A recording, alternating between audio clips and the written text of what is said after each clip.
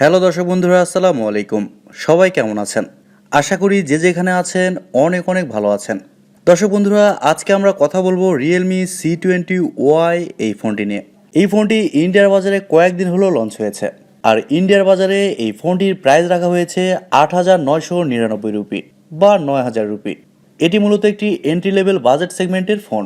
ফোনটির হাইলাইটেড বিষয় হচ্ছে এই ফোনে থাকছে 5000 mAh এর একটি ব্যাটারি, আর এছাড়াও থাকছে Unisoc T610 মতো চিপসেট, আরও থাকছে 13 মেগাপিক্সেলের ক্যামেরা।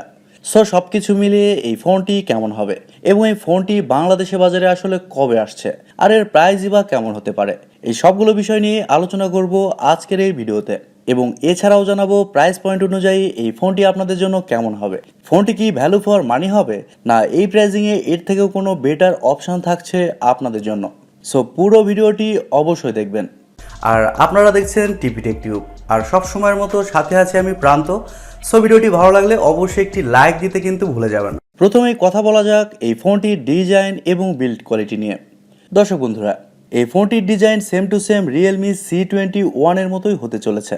Realme C21Y এই ফোনটির ব্যাক সাইডে এবং ফ্রেমে আপনারা পেয়ে যাচ্ছেন প্লাস্টিক, আর ব্যাক সাইডে উপর অংশে বাম সাইডে থাকছে এই ফোনটির 3 ক্যামেরা সেটআপ এবং সঙ্গে থাকছে এলইডি ফ্ল্যাশ। ঠিক তার একটু পাশে থাকছে ফিঙ্গারপ্রিন্ট সেন্সর, যা মোটামুটি ফাস্ট এবং অ্যাকুরেট বলে জানতে পেরেছি। আর একেবারে নিচের দিকে থাকছে রিয়েলমির ব্র্যান্ডিং এবং স্পিকার গ্রিল। তবে ফোনটির ব্যাক সাইডে কিন্তু ক্রস ডিজাইন দেওয়া হয়েছে, যার কারণে এই ফোনটিকে দেখতে ভালোই লাগে। এই ফোনটির সামনে আসলে আপনারা পেয়ে যাচ্ছেন একটি ফুল ভিউ ডিসপ্লে, যার উপর অংশে মাঝ বরাবর ইউ শেপ বা ওয়াটার ড্রপের মাধ্যমে বসানো থাকছে সেলফি ক্যামেরাটি। ফোনটির ডান সাইডে থাকছে পাওয়ার বাটন এবং ভলিউম আপ ডাউন বাটন, আর উপরের দিকে কিছুই থাকছে না, একেবারেই ফাঁকা রাখা হয়েছে। আর ফোনটির বাম সাইডে থাকছে সিম কার্ড স্লট এবং মাইক্রোএসডি কার্ড স্লট, যেখানে আপনারা দুইটি সিম কার্ডের পাশাপাশি একটি মাইক্রোএসডি কার্ড ব্যবহারের সুযোগ পাচ্ছেন। আর একেবারে নিচের দিকে থাকছে 3.5mm হেডফোন জ্যাক, মাইক্রোফোন এবং মাইক্রো ইউএসবি পোর্ট। তবে 2021 সালের শেষের দিকে এসে টাইপ সি পোর্টটা ব্যবহার করলে ভালো লাগতো। এই ফোনটি থিকনেস করা হয়েছে 9.1mm আর ওজন করা হয়েছে 200 গ্রাম, যার কারণে ফোনটিকে একেবারেও ভারী বলা যাবে না। আর ফোনটি আপনারা দুইটি কালারে পেয়ে যাবেন, একটি হচ্ছে ক্রস ব্লু এবং আরেকটি হচ্ছে ক্রস ব্ল্যাক। সো ওভারঅল এই ফোনটির ডিজাইন এবং বিল্ড কোয়ালিটি বাজেট হিসাবে ঠিকই আছে, তবুও রিয়েলমিকে বলবো নতুনত্ব কিছু করার প্রয়োজন ছিল। আপনাদের কাছে এই ফোনটির ডিজাইন কেমন লেগেছে কমেন্ট করে অবশ্যই জানাবেন। আপনাদের মতামতের অপেক্ষায় রইলাম।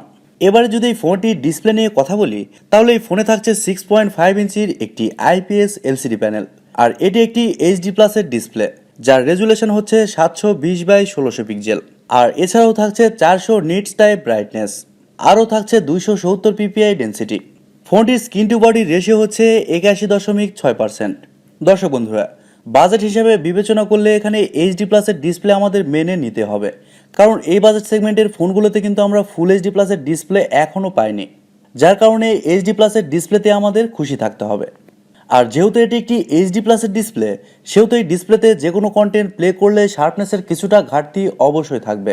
আর এছাড়াও দিনের আলোতে এই ফোনটি ব্যবহার করতে ব্রাইটনেসেরও ঘাটতি হবে। এবারে যদি এই ফোনটির সফটওয়্যার এবং পারফরমেন্স নিয়ে কথা বলি, এই ফোনে আপনারা পেয়ে যাচ্ছেন Android 11, যার ব্যাকএন্ডে থাকছে Realme UI।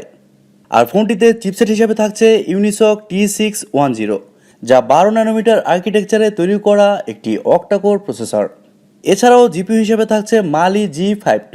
দর্শক বন্ধুরা, Unisoc T610 এই চিপসেটটি মিডিয়াটেক হিলো G35 এর সাথে তুলনা করা হয়, আর দুইটি চিপসেটের পারফরমেন্স মোটামুটি সেম। এই চিপসেটটি একেবারে যে খুবই পাওয়ারফুল এরকমটা বলছি না, তারপরেও এখানে এন্ট্রি লেভেলের গেমসগুলো আপনারা ভালোভাবেই খেলতে পারবেন, আর এছাড়াও মাল্টিটাস্কিং বা অন্যান্য কাজ খুব ভালোভাবেই করতে পারবেন। তবে পাবজি বা ফ্রি ফায়ারের মতো গেমসগুলো এই ফোনটিতে আপনারা ভালোভাবে খেলতে পারবেন না, এই বিষয়টি মাথায় রাখবেন। আর পাবজি বা ফ্রি ফায়ারের কথা কেন বলছি, এই গেমসগুলো তো বাংলাদেশে এখন ব্যান। দর্শক বন্ধুরা, পাবজি এবং ফ্রি ফায়ারের মতো গেমসগুলো বাংলাদেশ থেকে নিষিদ্ধ করা হয়েছে। এই বিষয়ে আপনাদের মতামত কি কমেন্টে অবশ্যই জানাবেন। Realme C21Y এই ফোনটি আপনারা দুইটি ভেরিয়েন্টে পেয়ে যাবেন, 3GB র্যাম 32GB রোম এবং 4GB র্যাম 64GB রোম, যা স্টোরেজ টাইপ হিসেবে থাকছে eMMC 5.1। আর আমি আবারও বলছি, এই ফোনে আপনারা মাইক্রোএসডি কার্ড ব্যবহারের সুযোগ সুবিধা পাচ্ছেন। এবারে যদি এই ফোনটির ক্যামেরা নিয়ে কথা বলি, তাহলে এই ফোনটির ব্যাক সাইডে থাকছে 3 ক্যামেরা সেটআপ, যার মেন সেন্সর হিসেবে থাকছে 13 মেগাপিক্সেলের একটি ওয়াইড সেন্সর এবং সেকেন্ডে থাকছে 2 মেগাপিক্সেলের একটি ম্যাক্রো আর সবার শেষে থাকছে 2 মেগাপিক্সেলের একটি ডেপথ সেন্সর। তবে আমার মনে হয় এখানে 2 মেগাপিক্সেল করে সেন্সর না দিয়ে মিনিমাম একটি আলট্রা ওয়াইড সেন্সর দিলেও ভালো হতো। আর ফোনটির ব্যাক ক্যামেরার ফিচার হিসেবে থাকছে এলইডি ফ্ল্যাশ, এইচডিআর, প্যানোরামা। আর ব্যাক ক্যামেরা দিয়ে আপনারা সর্বোচ্চ 1080p-তে 30 fps-এ শ্যুট করতে পারছেন। আর ফোনটির সামনে আসলে আপনারা পেয়ে যাচ্ছেন 5 মেগাপিক্সেলের একটি ওয়াইড সেন্সর, যার ফিচার হিসেবে থাকছে এইচডিআর এবং প্যানোরামা।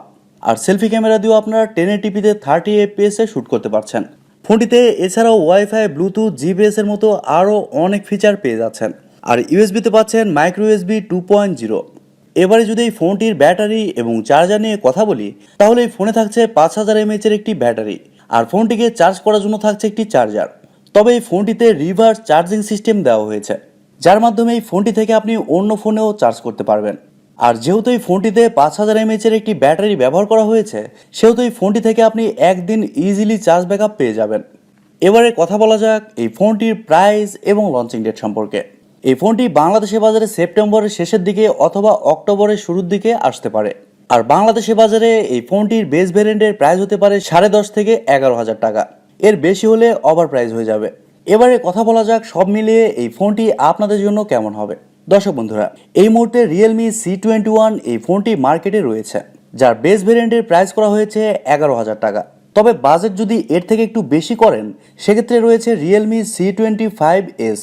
আর ওই ফোনটি কিন্তু গেমিংয়ের জন্য খুবই ভালো একটি ফোন, যদিও ওই ফোনেও HD+-এর ডিসপ্লে ব্যবহার করা হয়েছে। আর এই ফোনটিতে ইউনিসকের চিপসেট ব্যবহার করা হয়েছে, যা আমার কাছে খুব একটা ভালো লাগে না। তবে এই চিপসেটের পারফরমেন্স যে খুবই খারাপ আমি এমনটাও বলছি না। আপনারা যদি ডে টু ডে ইউজ করার জন্য একটি ভালো ফোন নিতে চান, সেক্ষেত্রে এই ফোনটি আপনারা নিতে পারেন। আর বাজেট যদি একটু বাড়িয়ে ফোন নিতে পারেন, সেক্ষেত্রে Realme C25S ওই ফোনটি নেওয়ারই চেষ্টা করবেন। আর তাছাড়াও থাকছে Infinix Hot 10S, ওই ফোনটিও কিন্তু অনেক ভালো। সো দর্শক বন্ধুরা, এই ছিল আজকের ভিডিওটি আপনাদের কাছে কেমন লেগেছে কমেন্ট করে অবশ্যই জানাবেন। আর ভিডিওটি অবশ্যই বন্ধুদের সাথে শেয়ার করে দিতে ভুলে যাবেন না।